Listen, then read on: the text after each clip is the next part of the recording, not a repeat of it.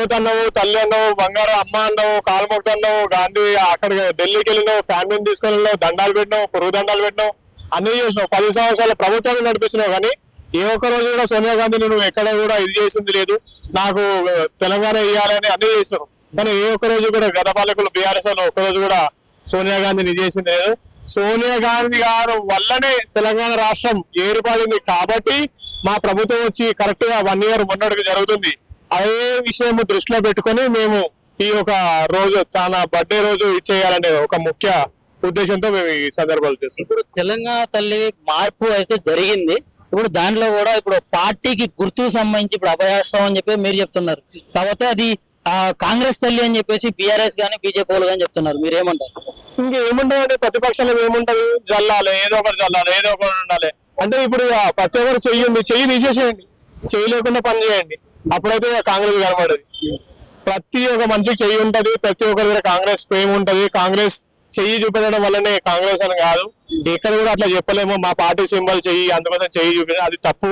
అది మమ్మల్ని విమర్శించడానికి చేస్తారు. కానీ చాలా మంది అంటారు విగ్రహం చాలా నీట్ గా అందంగా తెలుసుకోవడం అయింది. ఈ రోజు మా ముఖ్యమంత్రి గారు అసెంబ్లీలో చాలా నీట్ గా single each and everything correct గా ఎక్స్ప్లెయిన్ చేశారు. అది 2 రోజులు అయితే పబ్లిక్ లోకి వెళ్తుంది. ఈ రోజు జరిగింది కాబట్టి అందరూ తెలుసుకుంటారు. అందరికి మంచి ఉద్దేశం ఉంది, అదే ఉద్దేశంగా ముందుకు వెళ్ళడం జరుగుతుంది. ఇప్పుడు మన తెలంగాణ సంస్కృతి సాంప్రదాయాలకి అనుకూలంగా లేదు. ఇప్పుడు మన బతుకమ్మ చేతిలో ఉన్న బతుకమ్మ పైన ఉన్నటువంటి కిరీటం తీశారు, ఒక కళ అనేది పోయింది. ఏదో మామూలు ఒక పేద తల్లి లాగా ఇట్లా పెట్టారని చెప్పేసి బీఆర్ఎస్ వాళ్ళు కానీ బీజేపీ వాళ్ళు కానీ అంటున్నారు. పేద తల్లి అని ఆమెను విమర్శించడం అసలు సరైన పద్ధతి కాదు. ఆ పేద తల్లి ఏం కాదు, మనం పేదలు అందరినీ ఐక్యం చేసే తల్లి, ఆ తల్లిని తల్లిగానే చూడాలి. కానీ ఇలాంటి మన ఇంటి తల్లి, మన ఇంటి దేవతని ఏ విధంగా మనం ఆచరిస్తామో అదే విధంగా ఆచరించాలి, అదే విధంగా మనం ముందుకెళ్ళాలి. అలాంటి వర్డ్స్ వాడడం కరెక్ట్ కాదు. ఒక మహిళగా ఆమెని గుర్తించడం చాలా అదే విధంగా ముందుకెళ్ళాలని తప్పుగా మాట్లాడడం కరెక్ట్ కాదు. ఇప్పుడు అసలు మీరు విగ్రహం అయితే ప్రతిష్ఠిస్తున్నారు కదా, అసలు ఆ విగ్రహం గురించి మీరు అసలు కొన్ని చెప్పండి. అంటే మీరు ఏ ప్లానింగ్ ప్రకారం మీరు ఆ విగ్రహాన్ని ఎట్లా ఆ రకంగా ప్రతిష్ఠించబోతున్నారు? ఇంట్లో తల్లి లేకపోతే ఇంటి నోటేదో పిల్లలకు తెలుస్తుంది, అంతే తప్ప పక్కన ఇంటిలోకి తెలియదు. ఆ పక్కింటిలోకి ఎప్పుడు తెలుస్తుంది, ఆ తల్లి యొక్క అనుభవం కలుగుతూనే తెలుస్తుంది. వాళ్ళు ఇన్ని రోజులు ఆ తెలంగాణ తల్లిని ఎక్కడ పెట్టారు, వాళ్ళ పార్టీ ఆఫీస్ లోనే ఎక్కడ పెట్టుకొని చేశారు. కానీ మనము ఇక్కడైతే కరెక్ట్ గా చూసింది లేదు. వాళ్ళకి ఆ ప్రేమ తెలియదు. రాను వాళ్ళకి ఆ ప్రేమ పెరుగుతుంది. వాళ్ళు కూడా మేము ఏదో చేసామో అదే విధంగా కంపల్సరీ చేయడం జరుగుతుంది. అంటే ఇప్పుడు 5 సంవత్సరాలకు ఒకసారి 10 సంవత్సరాలకు ఒకసారి ప్రభుత్వం మారినప్పుడల్లా తల్లిని మార్చడం ఎంతవరకు అస్సలు ఆ సమస్య కాదు. అసలు ఆ తల్లిని మార్చే అవకాశమే లేదు. ఆ తల్లి అలానే ఉంటది, తెలంగాణ తల్లి అదే విధంగా ఉంటది. అది కరెక్ట్ కాదు, మార్చలేరు కూడా. అది మార్చే అవకాశం వాళ్ళకు దక్కదు, వాళ్ళ ప్రభుత్వాలు రావు. యువజన కాంగ్రెస్ ఈ రోజు ఉంటుంది, రేపు మేము మెయిన్ కాంగ్రెస్ వెళ్తాం. మా ఎన్ఎస్సీ మిత్రులు వాళ్ళు యువజన కాంగ్రెస్ కి వస్తారు, మేము అందరం గట్టిగా పోరాడతాం. అసలు ఆ ప్రసక్తే లేదు, అసలు మార్పు జరిగేది లేనే లేదు. ఇప్పుడు టిఎస్ నుంచి టీజీగా మార్చారు కదా, ఇప్పుడు టీజీగా ఆ లోగో ఏదైతే ఉందో ఆ లోగో ఎన్ఎస్యూఐకి సంబంధించిగా ఇట్లా ఉందని చెప్పేసి అంటున్నారు కదా, దానికి సంబంధించి కూడా ఆరోపణలు చేయడం వాళ్ళ ప్రధాన లక్ష్యం. కానీ మేము చేస్తున్న మంచి పనులని ముందుకు తీసుకెళ్ళాలి, పబ్లిక్ గా తీసుకెళ్ళాలి, వాటి మీద ప్రశంసలు చల్లాలని. ఇప్పుడు టీజీ లోగో ఉంది, టీజీ లోగోకి మన ఎన్ఎస్యూఐ ఏదైతే జెండా ఉందో దానికి అనుకూలంగా లేదా? అస్సలు లేదండి. ఇప్పుడు గత ప్రభుత్వము టిఆర్ఎస్ దానికి సంబంధించలేదు. గత ప్రభుత్వము టిఎస్ టీజీ అన్నది, వాళ్ళ దగ్గర టిఆర్ఎస్ ఒక్క వర్డ్ లేదు. మేము ఏ రోజైనా అట్లా అన్నామా? వాళ్ళు అట్లా పెట్టుకున్నారు. మేము కరెక్ట్ కాదని ఆ రోజు మా ముఖ్యమంత్రి గారు చెప్పారు, వాళ్ళు వినలేదు. అందుకోసం టిఆర్ఎస్ లో ఇది ఉన్నది మనం మార్చలేదు కాదు. ఏ ఒక్క రాష్ట్రంలో తీసుకోండి, మీరు హర్యానా తీసుకోండి, హిమాచల్ ప్రదేశ్ తీసుకోండి, ఏపీ తీసుకోండి, వాళ్ళ వర్డ్స్ కలిసినట్లు పెడతారు. అంతే తప్ప కానీ ఏపీని ఏఎస్ అని పెట్టుకోం కదా, ఆంధ్రప్రదేశ్ రాష్ట్రం అని పెడతాం. కానీ ఆంధ్రప్రదేశ్ స్టేట్, ఏపీ స్టేట్ అని పెట్టలేం. అదే విధంగా ఇది చేస్తున్నాం.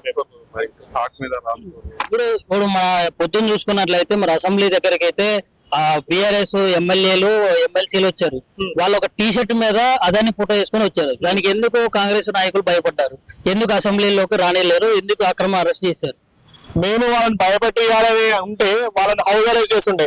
గత 10 సంవత్సరాలు మేము వామపక్షంగా వాళ్ళకి అపోజిట్ ఉన్నప్పుడు మమ్మల్ని పొద్దున మేము 6 గంటలకు లేసే ముందే మా ఇంటి ముంగట మమ్మల్ని అరెస్ట్ చేశారు. వాళ్ళు మమ్మల్ని హౌస్ అరెస్ట్ చేశారు. మేము ఏనాడు కూడా వాళ్ళని హౌస్ అరెస్ట్ చేయలేదు. అదే భయం మాకు ఉంటే మేము హౌస్ అరెస్ట్ వాళ్ళు ఎక్కడ బంద్ చేసి బంద్ చేస్తుంటాం. వాళ్ళకి స్వేచ్ఛ ఇచ్చాం. ఆడవాళ్ళు ఇందిరా పార్క్ క్లోజ్ చేసినా, ధర్నా చౌక్ బంద్ చేసినా, ఈ రోజు మా ప్రభుత్వం ఓపెన్ చేసింది. ఎందుకు ప్రతి ఒక్క వ్యక్తికి సాగులంగా మాట్లాడే అవకాశం దక్కియాలి. వాళ్ళు అందుకోసం వాళ్ళు ఈ రోజు దాకా వచ్చారు, అది అక్కడ దాకా వచ్చారు.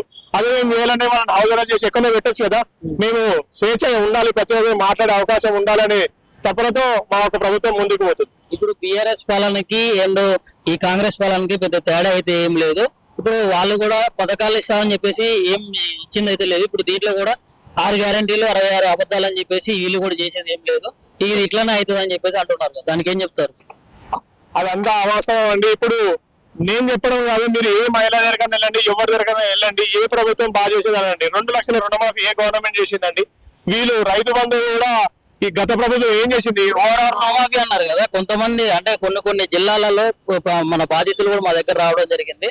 వాళ్ళు ఏమంటున్నారంటే రుణమాఫీ చేయడం కాదు, ఆ రుణమాఫీకి మరి ఇంకా డబల్ అయిపోయింది, మేము 1,50,000 తీసుకుంటే ఇంకో 1,50,000 యాడ్ అయిపోయి ఇప్పుడు 3 లక్షలు మన ఎత్తున పడుతుందని చెప్తున్నారు కదా. అంటే ఇది ఎవరు తప్పిదా అంటారు? ఇవన్నీ మభ్య పెట్టడం, పబ్లిక్ అని వేరే విధంగా తీసుకోవడం. 1,50,000 ఒక నుంచి ప్రూఫ్ తో నేను చెప్తున్నా. 1,50,000 తీసుకుంటే 1,50,000 ఇంట్రెస్ట్ ఏ విధంగా అవుతుంది? మా ప్రభుత్వం వచ్చి 1 సంవత్సరం కాలేదు, మేమన్నా 50% ఇంట్రెస్ట్ వసూలు చేస్తున్నామా?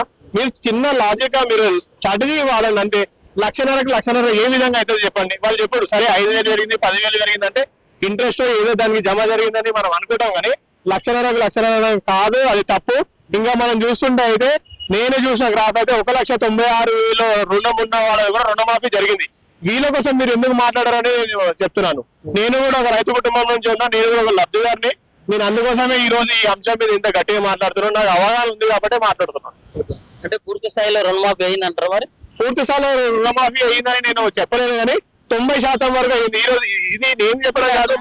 అంటే ఇప్పుడు మీ కాంగ్రెస్ కార్యకర్తలకి, మీ కాంగ్రెస్ నాయకుల వరకు, వాళ్ళకి సంబంధించిన కుటుంబాల వరకే అయిందంటారా?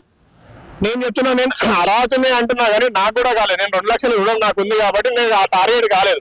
అవుతుంది, ఏమంటున్నారు, విడతల వారీగా చేసుకుంటా వస్తా అని చెప్పారు, కానీ మేము సింగిల్ షాట్ లో చేసేస్తాము, రాత్రిగా చేసేస్తామని ఏనాడు కూడా చెప్పలేదు. చెప్పిన మాట మీద నించుంటామని చెప్పాము. మేము పార్లమెంట్ ఎలక్షన్ లో కూడా ఏ దేవస్థానానికి వెళ్ళినా అని అక్కడ ప్రమాణం చేసి మరీ చెప్పాము, మమ్మల్ని నమ్మండి, మేము 100% రుణమాఫీ చేస్తామని చెప్పాము. ఆ మాటకు కట్టుబడి ఉంటాము. విడతల వారీగా ప్రతి ఒక్కరికి ఇది జరుగుతుంది.